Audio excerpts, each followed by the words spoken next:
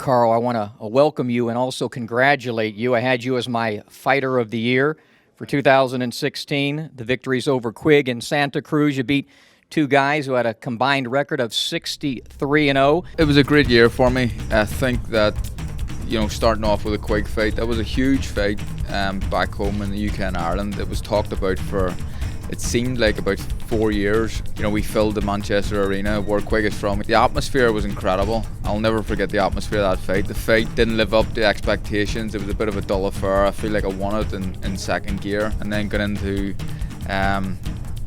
July against Leo. It was an amazing fight. That one was the one that kind of made people in America sort of stand up and think that Frampton can actually fight.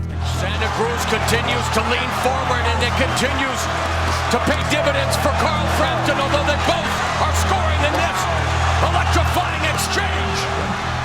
Huge fight, big underdog went into it.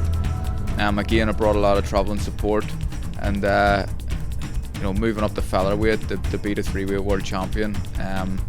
It was a big deal for me. What did you learn about yourself in those two fights as a fighter? I mentioned to you before we started that doing some film study, watching you, I've seen dramatic improvement over the last few years. I believe that I'm improving all the time. I think now as a featherweight, I feel like I'm rejuvenated. I feel like it's not that I have to grow into featherweight. I had to shrink less to make 122, and 122 was just killing me and affecting my performances. And being up at featherweight against Leo Santa Cruz, you saw the output in that fight, and it was a ferocious fight. I don't believe I could have fought like that at 122. I don't think I would have had it in my tank to do that. But at 126, I'm a different man, I'm a different fighter. I think he showed maturity in the Quigg fight, and also I think he's risen as a featherweight. There's more fun in the game because he's not struggling to make the weight. He finished his amateur career as a featherweight. We boiled him down to 122 because we knew he'd be a beast at the weight. But in actual fact, in the last year and a half, he was struggling so badly. If you look at me and look at my stature, I'm a short, stocky guy. I look like I'm an aggressive, come-forward guy, but I actually prefer people to come to me. So my inside game was something that I needed to work on, and we have been working on that as a team. And my trainer Shane has been making sure that we're trying to get that as good as it can be. We used to box in the amateurs together, and we've been training. I've been training here for 7 years now, and to see the rise in Carl Frampton has been phenomenal.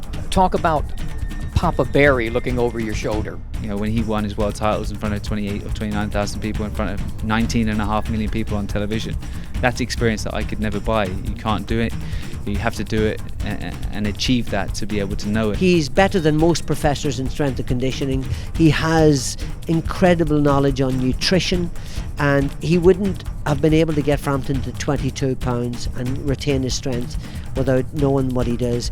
That's that. But tactically, he's really brilliant. He's great at drills. He's great at combinations. He can look at a guy and in 30 seconds work out what his weaknesses are and his strengths are. There's a lot of things that Dad compliments me from. The lack of experience, he compliments that, and also the trust. And he knows that I know the boxes in terms of I'm quite an emotionally intelligent person, whereas Dad is a former fighter that just understands his way, and it's great to have the both. Carl, look into that camera, tell the folks what's going to happen in the rematch with Leo Santa Cruz. I'm going to win, first and foremost. That's the plan, that's the objective, to win this fight. But I genuinely believe that I've got the power to knock him out, and if I can knock Leo Santa Cruz out, a three-weight world champion, then that's a huge statement.